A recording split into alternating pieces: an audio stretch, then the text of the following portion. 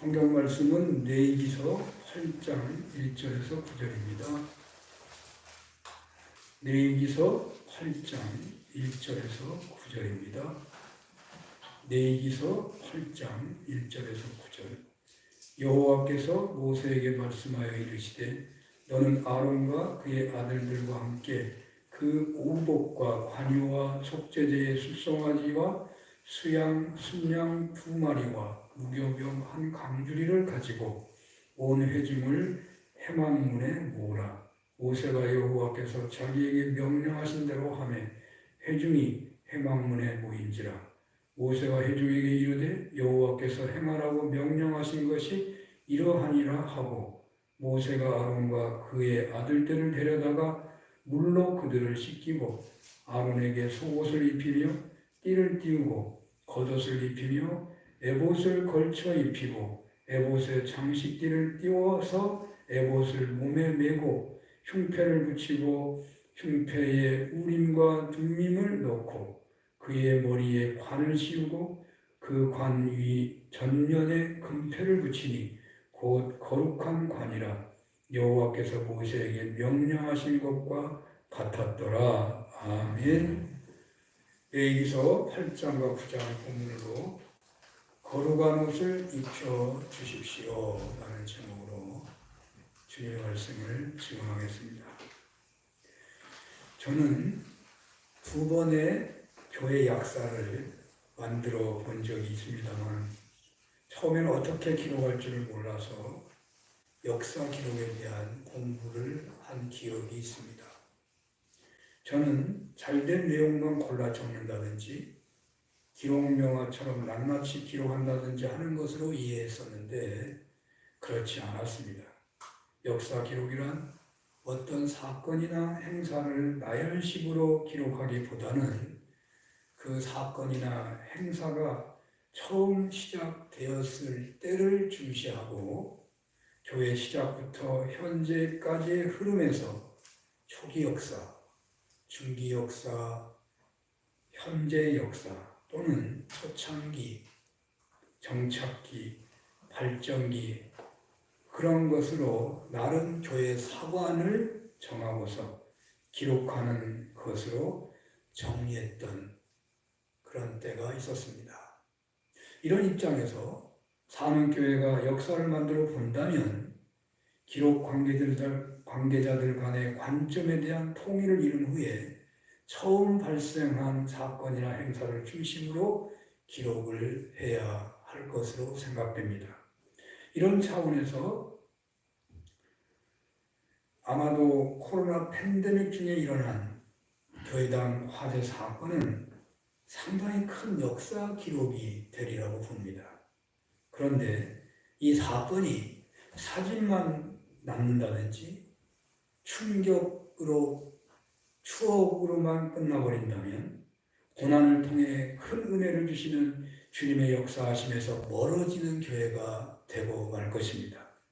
지난주에도 잠시 말씀드린 바가 있지만 예수님께서 12제자를 부르신 사건은 처음에는 그냥 평범한 기록에 불과했겠지만 그 제자들이 예수님의 사역을 이어가면서 순교하기까지 감당하게 되므로 제자 부름의 사건은 신약 성경 역사에서 매우 중요한 위치를 점하게 된 것입니다. 역사에서 중요한 위치를 차지했다고 하는 것은 그때 하나님께 귀하게 쓰임받았다는 것을 말합니다. 우리 사는교회 역사의 교회당 화재 사건이 불행한 사건이 아니라 매우 큰 고난의 시험 같은 사건이었지만 그러나 그것이 오히려 이스라엘의 광야 생활이 언제나 회복이 된 때가 되었던 것처럼 신앙이 회복되고 공동체가 회복되고 사명을 온전히 감당하는 건강한 교회가 되는 사는교회 역사의 기둥 같은 사건으로 남는다면 얼마나 좋겠습니까? 그렇게 쓰임받고자 한다면 화재 복구 공사를 마치고 입당으로 새롭게 시작하는 오늘의 신앙생활이 매우 중요할 것입니다.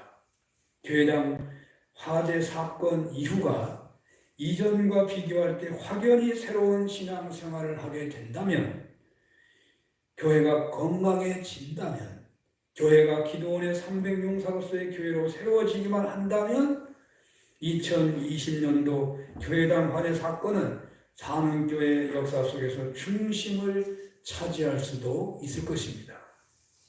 이스라엘 역사 속에서 역사가들은 두 개의 기둥을 세우는데 첫 번째 기둥은 출애굽을 말하고 두 번째 기둥은 다윗 솔로몬 시대로 봅니다.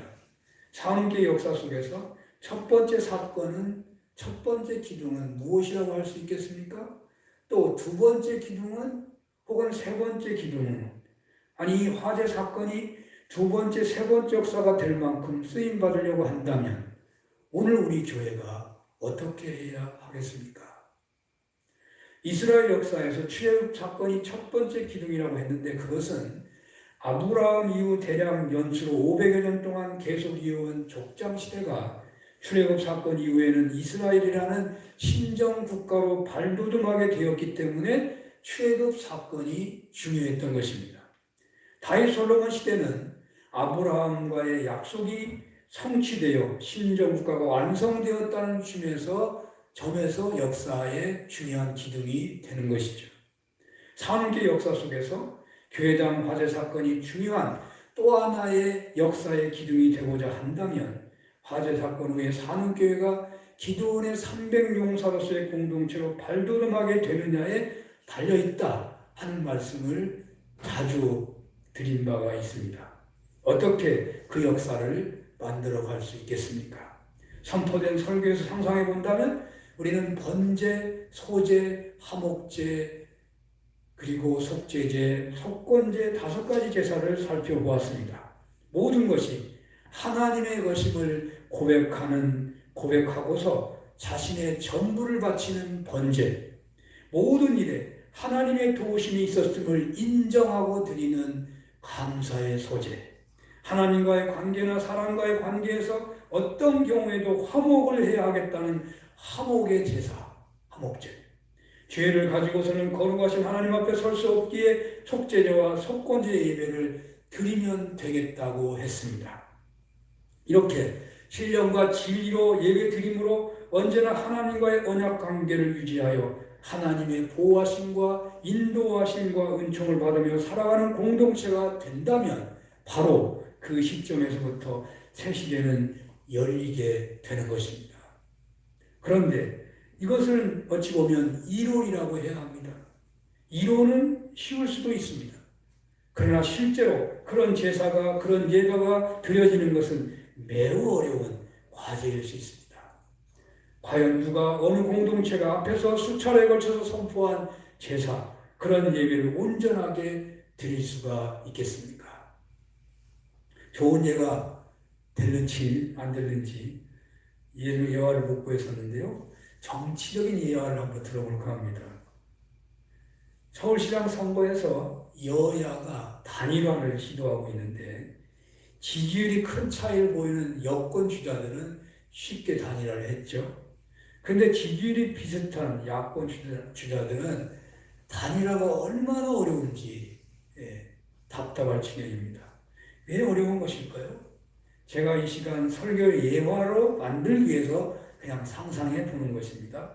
후보자들 하나같이 장담하고 단일화해야 한다고 그렇게 말을 하고 있지만 왜 안 되는 것인가?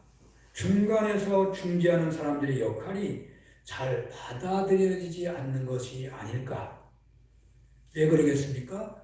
중간에서 중재하는 사람들이 별로 권한이 없기 때문이 아닐까요? 실무자들이 열심히 만들어 놓아도 후보자가 노하면 안 되는 구조일 것입니다. 말로는 자기들은 한다고 말하지만 실제로는 알 수가 없는 거잖아요. 제 생각에는 실무자들이, 중재자들이 더 힘이 있다면, 더 존중을 받고 있다면, 더 권위가 있다면 금방 되는 것입니다. 그래서 선생님들이 어린아이, 학생들을 중재하면 그 화해가 잘 될 수 있습니다. 권위가 있으니까요.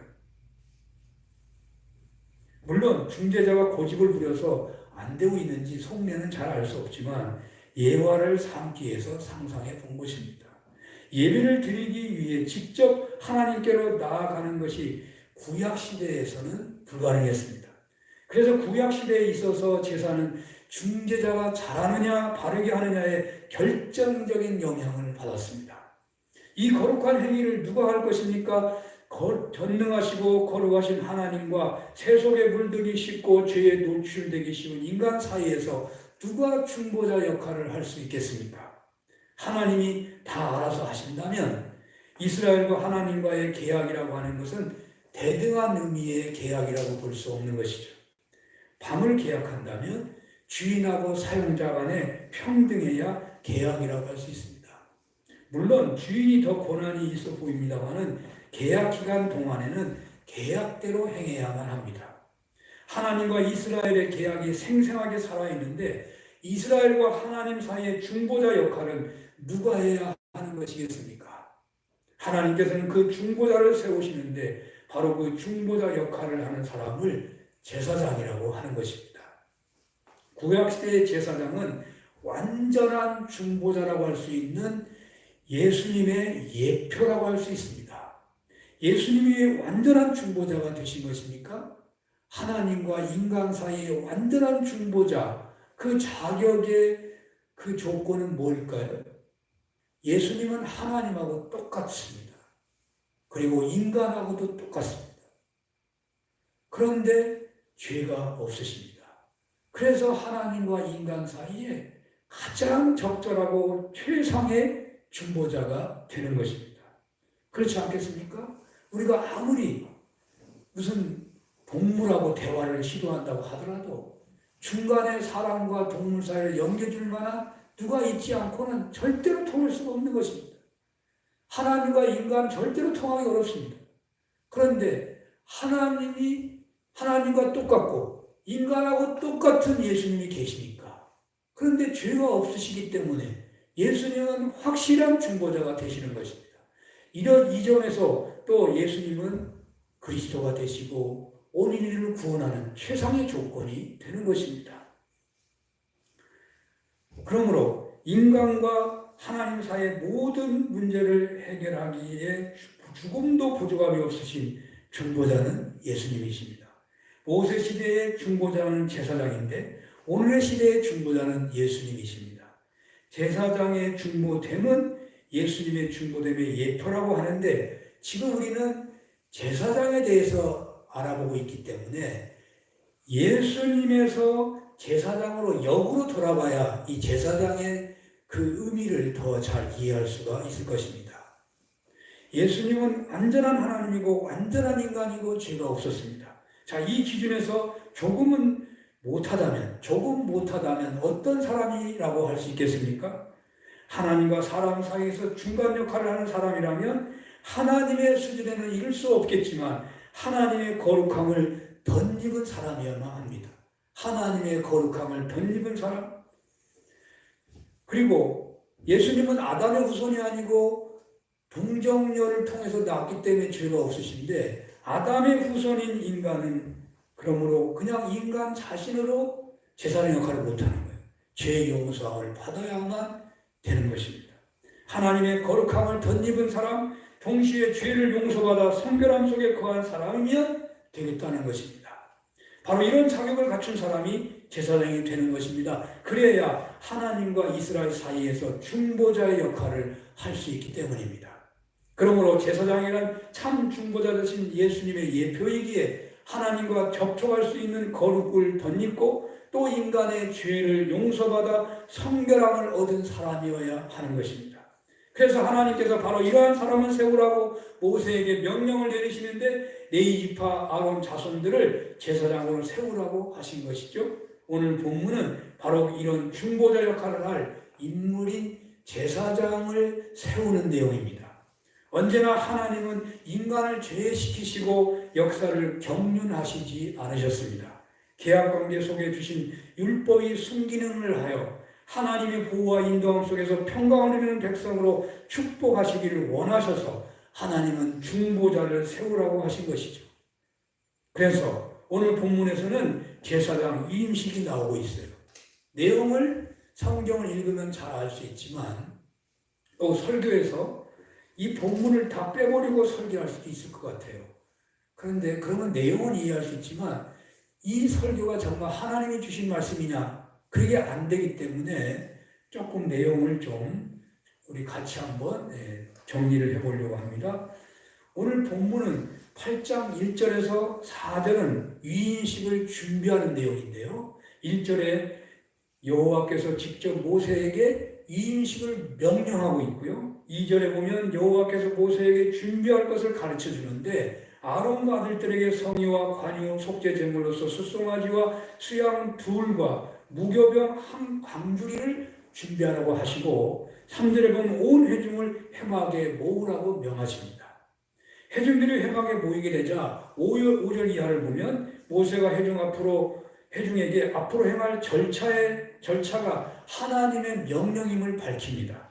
또 아론과 그 아들들을 데려다가 물로 씻기고 아론에게 제사장 의복을 절차에 따라 입히는데 먼저 속옷을 입히고 띠를 띄우고 겉옷을 입히고 에봇을 걸쳐 입히고 에봇에 장식띠를 메고 또 에봇에 흉패를 붙이고 흉패 속에 우림과 둠림을 넣고 머리에는 관을 씌우고 관 전면에는 금패를 붙이는데 그 금패에는 여호와의 성결이라고 썼습니다.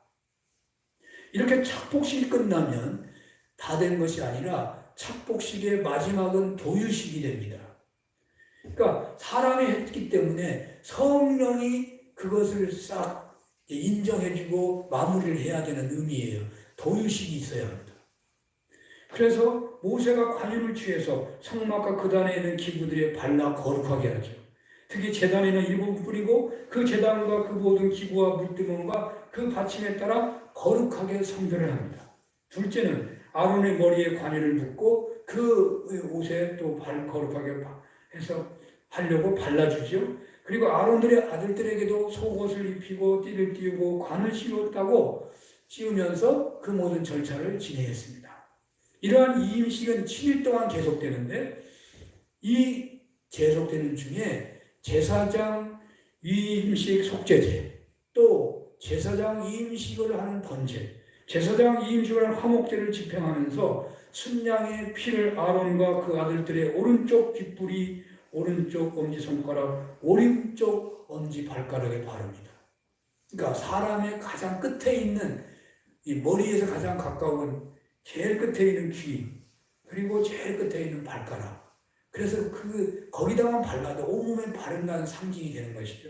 그렇게 다 바르고 관유와 단위의 피를 취하여 그들의 옷에 뿌리고 거룩하게 하고 화목제 고기를 삶아 위임식 광주리 안내 떡과 함께 먹는데 7일 동안 했다는 것입니다. 하나님과 인간 사이에 완전하신 중보자 예수님을 예표하는 제사장은 이렇게 세워졌어요. 매우 대단하게, 복잡하게, 매우 특별하게 진행되었다는 것은 제사장의 위치가 하나님과 인간 사이의 중보자 역할을 해야 했기 때문입니다. 제사장을 거룩하게 구분하기 위하여 특별한 옷을 입혔습니다. 성결하기 위해서 기름을 붓고 피를 뿌리기도 했습니다. 하나님과 인간 사이의 중보자 역할은 예수님이 오셔서 비로소 완전히 종식이 되고 완결이 되었다고 볼 수 있죠. 그 전까지는 사람들이 대행했어요. 이 제사장이 세워지기 전에는요, 족장들이 그 일을 대행했다고 볼 수 있습니다. 그래서 아브라함이나 이삭이나 야곱이 한 것이죠. 그 후에 이제 출애굽 이후에 제사장이 세워졌고, 그래서 제사장이 오래도록 그 역할을 했는데 왕정 시대가 열리면서 예언자들이 등장하고 왕들이 기름 부음을 받으면서 예언자들도 혹은 왕들도 이 중보자에 대행하는 역할이 나타나곤 합니다. 그런데 가장 대표적인 중보자 역할은 제사장이었습니다. 그래서 하나님께서는 제사장을 오늘 본문에 나오는 것처럼 특별한 절차를 거치면서 이임식을 하도록 하신 것입니다. 그 중에서 가장 중요한 의식이라면 옷을 입힌 것이라고 봐져요. 기름을 또 거기에 기름을 붓고 피를 뿌리긴 했죠. 이렇게 제사장 이임식이 진행됐습니다마는 부수적인 이야기가 있어서 조금 더 설명은 해야 할 것 같습니다. 제사장 이임식 내용을 보면요, 그 착복식을 보면 오늘날 그 안수식이나 혹은 임직식, 취임식에 그 착복식이 있잖아요. 그것이 무슨 좋은 옷을 입혀준다든지 어떤 권위를 드러내려고 하는 것이 아니고 이 성경에 나오기 때문에 상징성을 갖기 때문에 이제는 세상하고 구별된 삶을 사십시오. 어떤 그런 상징성으로 착복식을 하는 거예요. 네, 한복하고 상당히 비슷하죠. 이해하기 좋게 제가 한복 얘기를 하는 것입니다. 속옷을 입고 또 띠를 띄우고 겉옷을 입고 또 그 겉옷 위에다가 이 조끼같이 에봇을 걸칩니다. 에봇을 걸치고 또 이 에봇에는 주머니가 있어요. 그래서 참 뭐랄까 이 조끼에도 주머니가 있잖아요. 또 두루마리는 없지만 이 에봇을 걸치고서 띠를 두르게 됩니다. 띠를 두르게. 또 한복의 경우에는 망건과 혹은 탕건을 쓰고서 갓을 쓰는데 제사장은 이렇게 관을 쓰고 관 중심에다 금패를 붙여요. 그리고 여기 금패에다가 여기 레이기는 안 나왔습니다. 여호와의 성결이라고 이렇게 글씨를 쓰게 되어 있어요. 또 에봇에는요, 에봇에는 아까 띠를 두르는데 그 띠에 흉패를 다는데 25cm 되는 그 사각형의 흉패를 다는데 청색, 홍색, 자색실, 가늘게 꼰 배실로 공교하게 짜서 만드는데요. 그 이 흉패에는 12지파를 상징하는 12개의 보석으로 장식하게 되어 있습니다. 그리고 이 흉패 그 흉패는요 2겹으로 만들어 가지고 이 우림과 둠빔을 그 속에 넣게 되어 있습니다. 여기 흉패의 12지파를 상징하는 12개의 보석으로 장식한 것은 이 제사장이 예배드릴 때나 무슨 일을 하든지 간에 이스라엘을 대표한다는 뜻이 있는 겁니다. 12지파의 보석을 장식한 것입니다. 또 우림과 둠빔은 무엇이냐면 여호와 하나님의 뜻을 구하고 확정하기를 위한 수단으로 사용된 작고 둥근 모양의 보석같이 되었다고 합니다. 그래서 그것으로 제비 뽑기듯이 하는 거예요. 정말 하나님 뜻이냐 아니냐. 여기까지가 제사장 이임식에 나타난 내용을 정리했습니다마는 중요한 것은 오늘 본문에서 오늘 우리들에게 어떤 말씀을 하시는가입니다. 반복적으로 말씀을 드립니다마는 하나님의 언약 백성으로서 허락하신 율법에 따라 보호와 인도하심과 복을 받고 그 복을 흘려보내 모든 민족이 복을 받도록 하기까지 쓰임 받으려면 하나님께 번제, 소제, 화목제, 속죄제, 속건제가 포함된 신령과 진리로 드린 예배자들이 되어야 하겠는데 구약에서는 하나님과 사람 사이에서 중보자 역할을 하는 존재가 필요했고 그 존재가 제사장이었다는 것입니다. 그러므로 오늘 주시는 말씀에 따른다면 산업교회가 화재복구라는 위기의 사건을 넘어서고 역사 속에 큰 기둥 같은 놀라운 시대를 열어가지고자 한다면 본문에 나오는 것과 같은 제사장 임식이 있어야 한다는 것입니다. 어떻게 우리 산업교회 그런 제사장 임식을 할 수가 있겠습니까? 구약시대라면 이 말씀이 있는 그대로 사실이지만 지금은 신약시대가 되기 때문에 목회자만이 제사장이 아닙니다. 만인 사제직이라는 것에 따른다면 산업교회 모든 성도님들이 다 제사장이십니다. 설교 제목을 거룩한 옷을 입혀 주십시오라고 했습니다만 그것은 목회자와 장로님, 권사님들, 집사님들, 어린이, 청소년, 청년까지 다 거룩한 옷을 입혀 주십시오라는 말씀을 하고자 한 것입니다. 아론이나 그의 아들들이 하나님이 정하신 기준에 합당하기에 제사장이 된 것이 아닙니다. 그들이 다른 사람보다 더 말씀을 잘 지키고 하나님보다 다른 지파 사람들보다 더 뛰어나가지고 그들을 제사장을 세운 것이 절대 아닙니다. 하나님께서 명령하심에 따라 제사장의 옷을 입혀주고 기름을 붓고 피를 뿌림으로 제사장 역할을 하게 한 것입니다. 네 지파 아론 자손이라고 해도 벌거벗겨 놓아 보면 벌거벗은 현실을 본다면 일반 사람과 차이 날 것이 없습니다. 하나님의 말씀하시는 방법에 따라 제사장 옷을 입혀주고 기름을 붓고 피를 뿌리게 되자 제사장 역할을 하게 된 것입니다. 그리하여 이스라엘에게 축복의 기회가, 쓰임받을 수 있는 기회가, 보호하심과 인도하심과 평안의 복을 받을 기회가 열리게 된 것입니다. 이 시간 주님께서는 화재복구 사건 이후 새 시대를 열기를 원하는 산울교회에 말씀하십니다. 목회자에게 옷을 입혀주어라. 장로님들에게 거룩한 옷을 입혀주어라. 권사님, 집사님들께 옷을 입혀주어라. 어린이, 청소년, 청년들에게까지 거룩한 옷을 입혀주라고 말씀하십니다. 그렇습니다. 오늘 이후로 우리는 서로 거룩한 옷을 입혀주어야 하겠습니다. 신앙생활에 도움이 될 수 있도록, 세상과 구별되도록 서로 옷을 입혀주어야 하겠습니다. 목회자의 옷을 입혀주는 것 중요합니다. 장로님들의 옷을 입혀주는 것 소중합니다. 초대교회에 중요한 논쟁이 있었어요. 직분이 중요하냐, 사람이 중요하냐. 여러분, 이 논쟁은 오늘날도 마찬가지로 계속되는 거죠. 그러나 초대교회의 결론이 어떻게 났냐면 직분이 중요하다고 결론이 났어요. 성령의 역사하심이고 초대교회 교부들 또는 교회 대표들이 결정한 거예요. 직분이 중요하다는 거예요. 사람이 중요한 게 아니에요.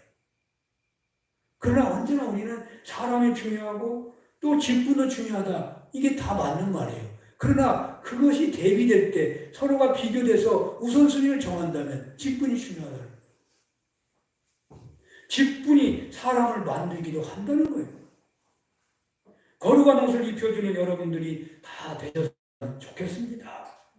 남편은 아내에게 신부의 옷을 입혀주고 왕비의 옷을 입혀주는 것입니다. 아내는 남편에게 신랑의 옷을 입혀주고 왕의 옷을 입혀주는 것입니다. 아버지의 옷을, 어머니의 옷을 입혀주시길 바랍니다. 아버지의 역할을 잘 하실 수 있도록, 어머니의 역할을 잘 하실 수 있도록 거룩한 옷을 입혀주시고, 그러면 그 역할로 인하여 자신이 은혜 받게 되는 것입니다. 이렇게 옷을 입혀주는 교회 공동체가 되었으면 얼마나 좋겠습니까? 전도를 어떻게 하는 것일까요?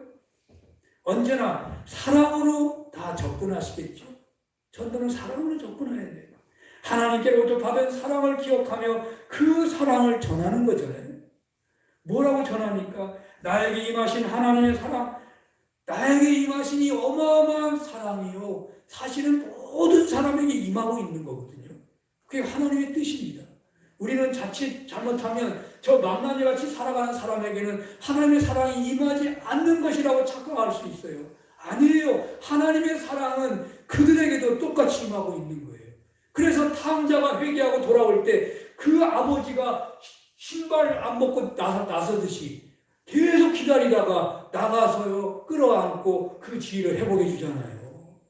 하나님은 망나니 같은 사람도 어마어마하게 사랑하고 계세요. 그러나 그 사랑으로 인해서 모두가 구원받는 건 아니에요. 구원은 안 돼요. 왜? 그 사랑을 받아들일 수 있도록 중재자 역할, 중보자 역할을 하시는 예수님의 십자가의 죽으심을 믿고 예수님을 영접해야만 구원을 받는 거예요. 그래서 예수님을 영접하도록 도와주는 것이, 그것이 전도라고요. 전도예요. 전도는 하나님의 사랑을 전하고 그 사랑을 직접 받고 누리는 구원의 삶은 예수님을 영접함으로 얻게 된다는 걸 전하는 것이죠. 그런데 그렇게 사랑에 관심을 받고 전도받아 교회 왔는데 교회가 냉랭하고 서로 시기하고 질투하고 따지고 비난하고 긴장감만 감돈다면 어찌 그 교회에 정착할 수 있겠습니까? 장흥교회, 아니 한국교회 고질적인 문제가 무엇이겠습니까? 사랑으로 전도했는데 교회 공동체 생활은 사랑하고 전혀 다른 거예요.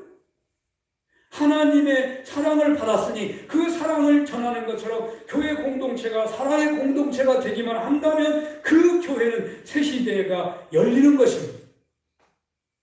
진정 새로운 역사를 쓰는 산업교회가 되기를 원하신다면 목회자의 옷을 입혀주고 장로님, 권사님들, 집사님들, 청년들, 학생들 모든 가족들에게 귀한 존귀한 옷을 입혀주셔야 하는 것입니다. 미디암은 모세의 옷을 벗기듯 비난하다가 망했습니다. 다윗은 어떤 의미에서 사울왕의 옷을 한 번도 벗기지 않았습니다. 다윗왕은 끝까지 사울왕을 왕으로 대접했습니다. 그는 성공자가 되었고 하나님의 역사의 주인공이 될 수 있었습니다. 옷을 입혀주는 은혜가 있으시기를 축원합니다. 한국교회와 조선 말기 이후의 한국 역사를 보면 기독교인들이 예수님을 잘 믿을 때는 역사가 참 훌륭한 기록을 남깁니다. 제일 잘 믿었을 때 아마도 순교의 역사를 낳을 때라고 생각합니다. 순교가 있었을 때 기독교가 독립운동에 선봉했습니다. 계몽운동, 교육운동의 최일선에 기독교가 쓰임받습니다.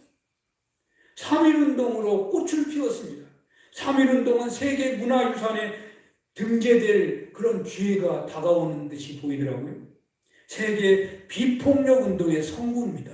미얀마의 지금 데모, 그 시작은 3.1운동이라고 봐야 됩니다.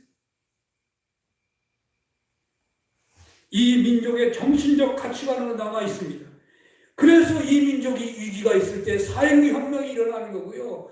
6월 10일 민주화 운동이 일어난 거예요. 그것이 3.1운동의 정신을 이어가고 있는 것입니다. 어떻게 우리나라가 그러한 이 놀라운 역사를 이루어가냐고요. 기독교 순교자들 같은 사람들이 하나님을 잘 믿었기 때문에 3.1운동의 꽃이 피운 거 아니겠어요?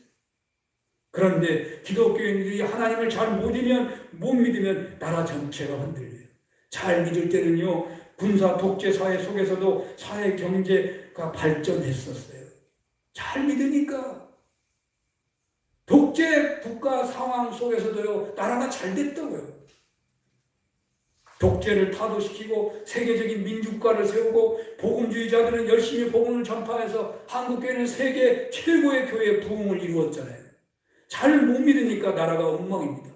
오늘날 엉망이라고도 하잖아요. 오늘날 얼마나 교회 신앙이 흔들리고 있는 것입니까? 참으로 위기입니다. 그러나 이런 위기가 오래되어 이제는 더 나빠질 수 없는 바닥인지 바닥에 놓여버렸는지 잘 믿는 교회가 나타나고 있다고들 하더라고요. 바로 그 대열에 우리 사는 교회가 섰으면 좋겠습니다. 어찌해야 하겠습니까? 다시 오늘 설교 제목을 강조합니다. 서로 간에 허물을 덮어주는 거룩한 옷을 입혀주십시오. 목회자에게 옷을 입혀주십시오. 장로님들에게 옷을 입혀주십시오. 설교가 잘 들리게 될 것입니다. 장로님이 그렇게 귀한 분들이 될 것입니다. 설교가 자신을 혹 공경하는 듯이 들린다고 하더라도 그것이 하나님의 음성으로 들린다면 어찌 은혜가 되지 않겠습니까? 그것은 진짜 보약 같은 은혜가 되는 것입니다. 어린이, 청소년 또 어르신들에게 공주옷, 왕자옷, 존경하는 원로의 옷을 입혀드린다면 얼마나 귀하겠습니까? 화재복구 공사 중에 백미와 같은 것이 있다면 5층의 화장실 공사가 아닌가 해집니다. 그것이 어찌 가능했겠습니까? 아마도 김일수 장로님을 필두로 어린이들, 청소년들, 교회 어르신들에게 왕자옷, 공주옷, 존경의 옷을 입혀드린 결과라고 할 수 있을 것입니다. 존경하고 귀하게 여기기 때문에 힘들고 어려운데도 화장실이 만들어진 것입니다. 그렇습니다. 최고로 귀한 옷을 입히고 그렇게 예수 그리스도 이름으로 사랑하고 섬기면 새 시대가 열리는 것입니다. 가정에서도 옷을 입혀주시고 직장에서도 옷을 입혀주시기 바랍니다. 사랑은 모든 허물을 덮습니다. 사랑으로 대하면 새 역사가 열리는 것입니다. 이런 은혜가 있으시기를 축원합니다. 하나님 아버지, 사는교회 성도 간에 거룩한 옷을 입혀주게 하옵소서. 예수님 이름으로 기도합니다. 아멘.